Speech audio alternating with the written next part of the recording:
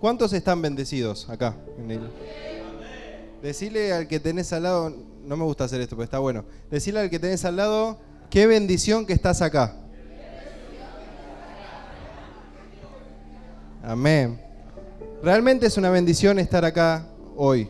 Y Juan un poco decía, ¿no?, cuando oraba, que hay gente que está en un hospital, hay gente que está entre la vida y la muerte, hay gente que hoy recibió la noticia que un familiar querido pasó al más allá, hay gente que hoy se enteró que su marido, que su hijo tuvo un accidente, y cuántas cosas vemos hoy en la tele, ¿no? Y cuántas tragedias y cuántas muertes y cuántas cosas horribles. Y hoy nosotros nos encontramos acá con vida, estamos acá, el Señor nos trajo, entonces es una bendición estar acá hoy, ¿no? Y el Señor siempre a mí, yo digo que siempre me habla a través de las canciones, y la verdad que me habló a través de una canción y siempre papá cuando entra a veces a casa nos dice que parece Brasil, porque escuchamos mucha música en portugués con Agus, música cristiana, pero escuchamos mucha música en portugués. Y hay una canción que el Señor me puso y no estudié 6 meses de portugués al Pepe. Así que se las voy a decir en portugués y después se las voy a traducir. Dice, es muy fácil. 1, 2, 3, vençaos que não tem fim. Perco as contas e agradeço o que fez por mim. Y la traducción es 1, 2, 3, bendiciones que no tienen fin o bendiciones sin fin. Pierdo la cuenta y agradezco lo que hiciste por mí, ¿no? ¿Y cuántas veces nosotros podemos perder la cuenta de las bendiciones que Dios tiene, ¿no?, sobre nuestras vidas? ¿Cuántas veces nos pusimos a pensar y empezamos a contar con los dedos las bendiciones que Dios trajo sobre nuestra vida? ¿Alguna vez lo hicimos? Esa sería la pregunta. ¿Alguna vez nos dimos cuenta de las bendiciones de Dios en nuestra vida? Porque muchas veces las recibimos y decimos gloria a Dios, y cuando pasa el tiempo nos olvidamos de lo que el Señor hizo en nuestras vidas. Y las bendiciones de Dios vienen, pero el Señor me hablaba y el título de la palabra dice: noches largas, bendiciones grandes. Y ahora vamos a decir, ¿no?, de qué significa la noche. Y cuando yo empezaba a investigar, veía a ver si la noche tiene algún significado, o si en la Biblia tiene un significado, y la verdad es que la noche tiene un significado bueno y un significado malo. La noche dice que es para descansar. Y cuando nosotros llegamos del trabajo y tenemos un día agotador y venimos cansados y tuvimos problemas, la noche es como un momento donde decimos, bueno, listo, me voy a acostar, descanso y mañana será un nuevo día. Y nos levantamos con la esperanza y con la fe de que ese nuevo día que comienza sea diferente al de ayer. Y si ayer me salió todo mal, me voy a acostar pensando que mañana me va a salir todo bien. Y quizás mañana me sale todo mal, o me sale peor que ayer. No importa, pero es una esperanza, ¿no? Y muchas veces lo asociamos con eso a la noche, con la esperanza de poder descansar, de generar reposo en nuestras vidas. Algunos lo asocian con poder meditar la palabra del Señor, con poder buscar en intimidad. Porque durante el día hay ruido, durante el día tu familia se mueve acá para allá, entonces no tenés tiempo. En cambio, en la noche, cuando todos están dormidos, es el momento en que quizás puedes tener intimidad. Pero también la noche muchas veces se asocia con la oscuridad, ¿no? Y cuántas veces vemos las películas de esos grupos que están yendo de un lado para el otro y en la noche paran para dormir, ¿sí? Paran para descansar, porque si no se pierden en la oscuridad. Entonces la noche está asociada a la oscuridad y está asociada a los peligros. No sé acá cuántos manejan, pero el que maneja sabe que manejar a la noche en la ruta es horrible. A mí no me gusta. La ruta oscura, sin luces, lo único que te ilumina son las luces del auto, que si los tenés medio baja como la mía, ves 10 metros, 20 metros, más de eso no ves. Y de repente te viene un auto de frente y te ilumina y te quedas, te hace así los ojos y no ves nada, y por una milésima de segundo decís, Señor, toma el control del auto porque yo no sé dónde estoy yendo. Y la oscuridad muchas veces se asocia a la oscuridad, la noche se asocia a la oscuridad. Pero también la noche muchas veces se asocian a los problemas personales nuestros. ¿Y cuántos hemos vivido noches larguísimas, ¿no?, que parecían que nunca terminaban, que parecía que el día se había olvidado de salir el sol, ¿no? Te levantabas, en vez del sol había nube y te iba a acostar con noche, y te ibas a acostar con noche. Y un poco de esto quiero hablar hoy. Vamos a leer Hechos 27:13, y es una historia no tan predicada, pero es una historia que es hermosa. Incluso buscando, mucha gente no sabe por qué está ahí la historia, o si hacía falta poner este relato. Y dice en el título que tengo acá, en medio de la tempestad. Y para ponerlos un poco en contexto, Pablo estaba viajando a Roma como prisionero, ¿sí?, en un barco. Y dice, es bastante largo, así que se lo voy a leer rápido. Y soplando una brisa del sur, pareciéndoles que ya tenían lo que deseaban, levaron anclas e iban costeando Creta. Pero no mucho después dio contra la nave un viento huracanado llamado Euroclidón. Y siendo arrebatada la nave y no pudiendo poner proa al viento, nos abandonamos a él y nos dejamos llevar.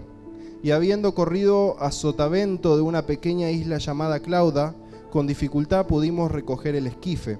Y una vez subido a bordo usaron los de refuerzos para ceñir la nave, y teniendo temor de dar en la sirte, arriaron las velas y quedaron a la deriva. Pero siendo combatidos por una furiosa tempestad, al siguiente día empezaron a lijar.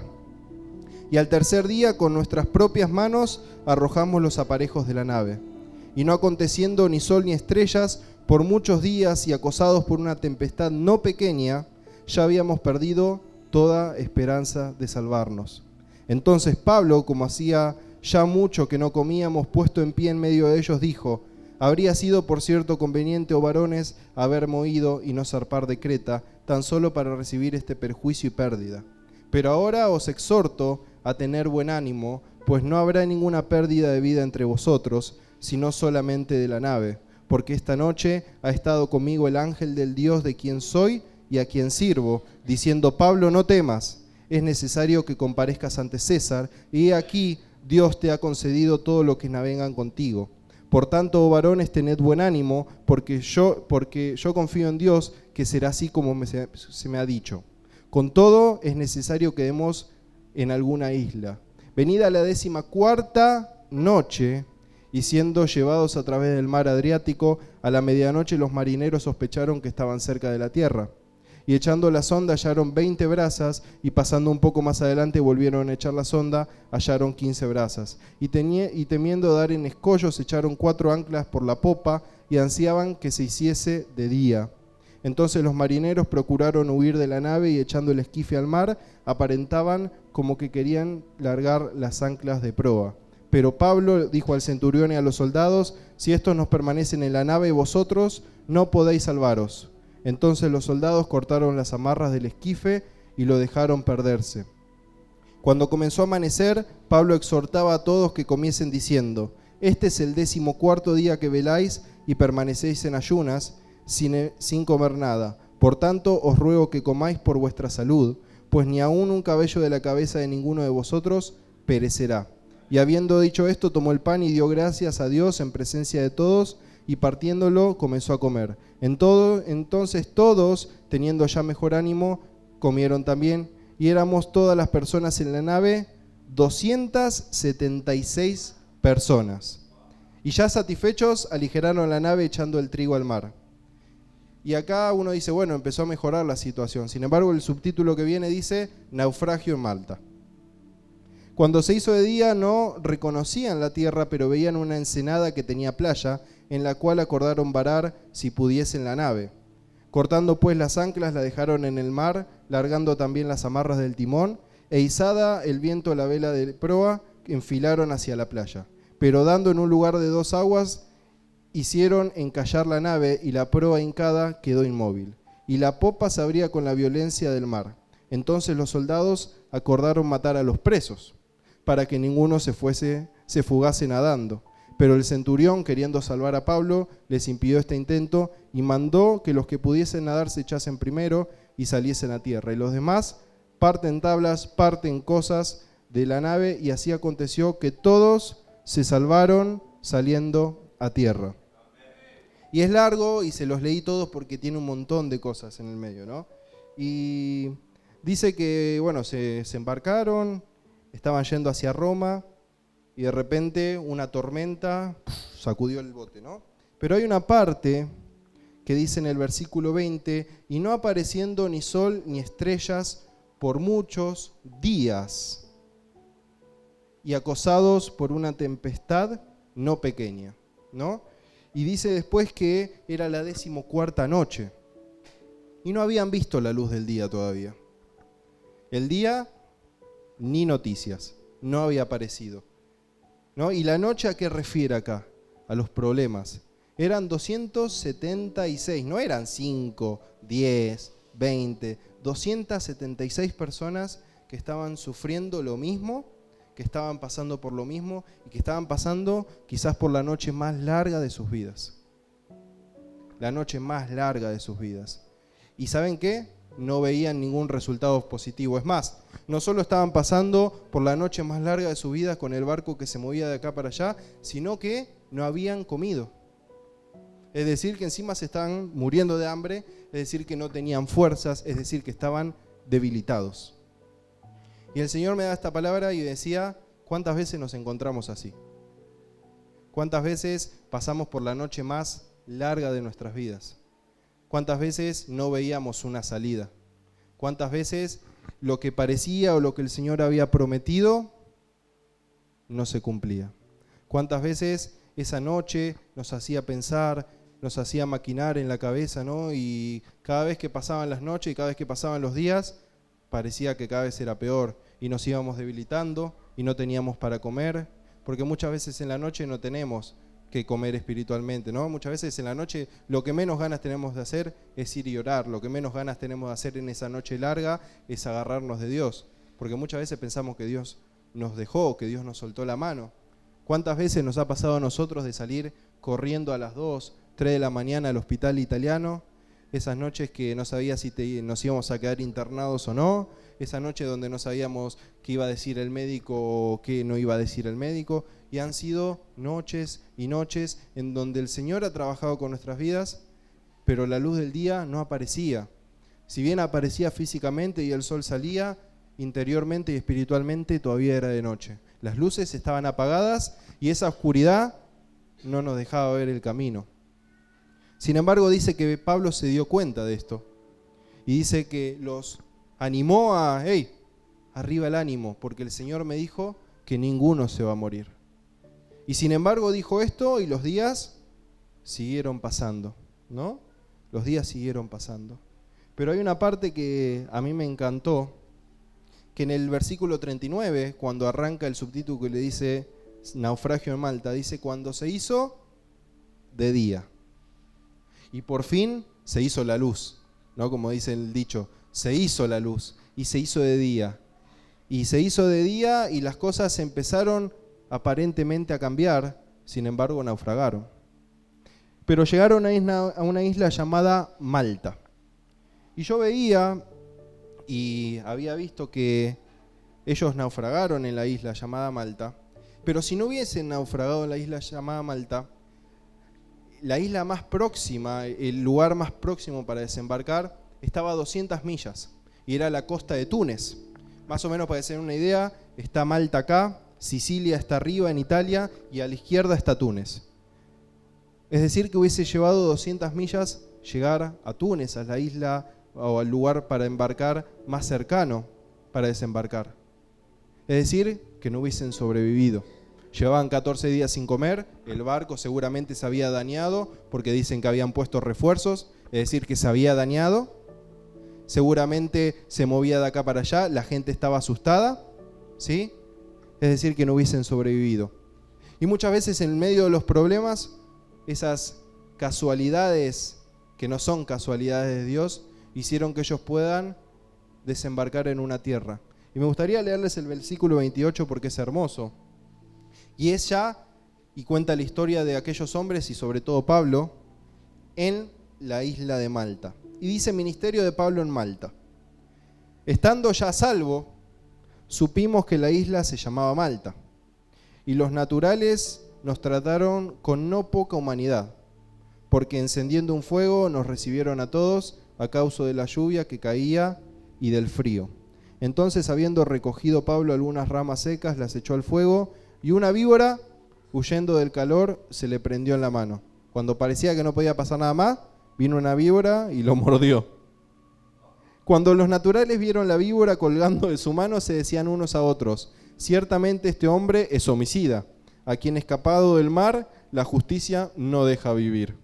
Ellos estaban esperando que él se hinchase o cayese muerto de repente, mas habiendo esperado mucho y viendo que ningún mal le venía, cambiaron de parecer y dijeron que era un dios.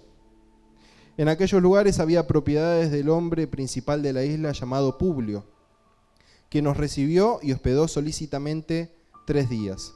Y aconteció que el padre de Publio estaba en cama, enfermo de fiebre y de disentería. Y entró Pablo a verle y después de haber orado le impuso las manos y le sanó. Y en el 9 dice, hecho esto también los otros que estaban en la isla que tenían enfermedades, venían y eran sanados, los cuales también nos honraron con muchas atenciones y cuando zarpamos nos cargaron de las cosas necesarias. ¡Wow! ¿Cómo puede cambiar tanto una historia de un momento al otro? De la noche más larga, de 14 días donde era noche, noche, noche, el barco se movía, no se veía nada, porque no tenían un celular para prender la linterna en ese momento, no se veía nada. De repente se hizo de día, llegaron a una isla, cuando parecía que estaba todo mal porque habían naufragado, de repente se le cuelga una víbora a Pablo y dicen, ya más no le puede pasar. Sin embargo, Dios empezó a abrir la puerta de los cielos y le presentó la vida de Publio, y a través de la vida de Publio todos los enfermos de la isla fueron sanados. Y no solo eso, que recibieron la bendición, sino como dice la palabra, te bendeciré y serás bendición. ¿Qué hicieron los del lugar? Los proveyeron de cosas para poder retornar, para poder iniciar de nuevo el viaje 3 meses después en lo que era de nuevo la temporada de navegación. Es decir, que todo lo que ellos no tenían fueron suplidos por bendición de Dios. Y cuando Dios me ponía esta palabra en mi vida, uno de los testimonios de mi vida más hermosos es hace poco, en octubre, no sé si todos saben, pero me casé. Y realmente por muchos años había sido una noche eterna, más o menos 24 años fue una noche eterna, donde realmente yo no sabía si en algún momento iba a conseguir esa persona que me iba a amar, si iba a conseguir esa persona que iba a ser, ¿no?, como se dice en las películas, mi alma gemela. Porque no había pinta de nada, era como Pablo en la oscuridad, no se veía nada, noche, noche, noche, noche, noche. Sin embargo, uno tiene que transitar la noche. Y a veces dura más y a veces dura menos, uno no sabe cuánto puede durar. Sin embargo, un día Dios se apareció con un sol precioso y hermoso y una sonrisa tipo Colgate, que es la de Agus, y con su cara me iluminó. Y en serio me iluminó, porque el que me conoce sabe que antes por ahí era más serio y por ahí no te soltaba una sonrisa ni a gancho. Y a partir de que llegó Agus a mi vida y el Señor lo usó en mi vida y me pudo usar también en mi vida para ella, empecé a tener una sonrisa y empecé a ver las cosas hermosas de la vida que Dios tiene preparada para nosotros. Y lo que parecía una noche eterna se transformó en el día más soleado y hermoso que tuve en mi vida. Y gracias a Dios el año pasado me pude casar con la persona que sé que es la persona que va a estar conmigo hasta el resto, hasta que nos moramos, e incluso en la eternidad, aunque ya no esté la misma relación, vamos a consagrar y a recibir y a adorar el Espíritu del Señor. Y el Señor me sorprendió y me bendijo. Pero tardó la bendición, y tardó mucho la bendición. Y la bendición parecía que no llegaba, y que no llegaba, y que no llegaba. Sin embargo, Dios se hizo presente y Dios se hizo real. Pero la noche la tuvimos que atravesar y la tuve que atravesar. Sin embargo, hay una persona tan sabia que no por nada dice el Señor que no hay corazón como el de David.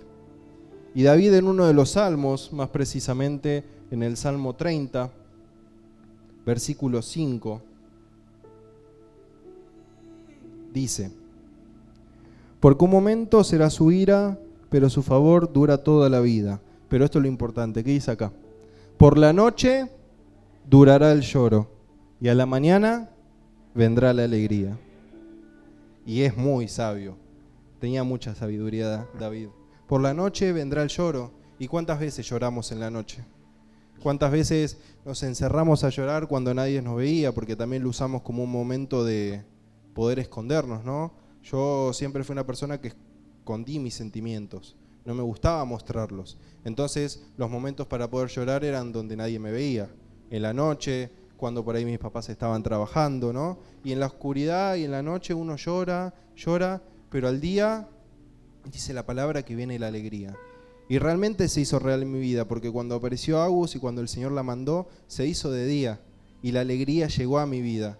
Y eso que parecía que era un cascarrabia, y eso que parecía que era triste, que no tenía sentimientos, Dios empezó a aflorar un montón de cosas de mi vida que no sabía que estaban ahí, que estaban escondidas y que el diablo había escondido por un montón de tiempo. Y el Señor me llevaba a decir que van a tener que atravesar la noche. Y hay una persona que la tuvo que atravesar. Ustedes saben que a Abraham el Señor le dio una promesa. Le dijo que se vaya y que deje su tierra y que él iba a ser bendecido. Y le dio un hijo de la promesa. En un momento donde parecía que era imposible, ¿sí? Dios le da un hijo llamado Isaac. Sin embargo, ¿qué hace Dios? Se lo pide. Es decir, que Dios le dio un hijo que era imposible. Hoy por hoy, si vamos al médico, nos van a decir que es imposible, porque Sara era estéril, él cuántos años tenía, era imposible que nazca algo de esa relación, era imposible que nazca algo. Sin embargo, nació Isaac por milagro del Señor, y el Señor se lo pide y le dice, ahora dámelo, necesito que lo des en sacrificio, ¿no? Y me imagino que Abraham se le habrá hecho de noche. De repente eran, viste, como las películas, de día, los pajaritos cantaban y salió un arco iris de fondo y las montañas eran verdes y era toda alegría y regocijo y seguramente estaba con el hijo y disfrutaba estar con él y de repente un día el Señor le dice, ahora necesito que me des a tu hijo, y se hizo de noche. Porque eso que había sido un milagro, de repente parecía transformarse justamente en un chiste. ¿Para qué me lo das, Señor? Me encariñé, lo amo con todo mi corazón y ahora me lo pedís. No me lo hubieses dado.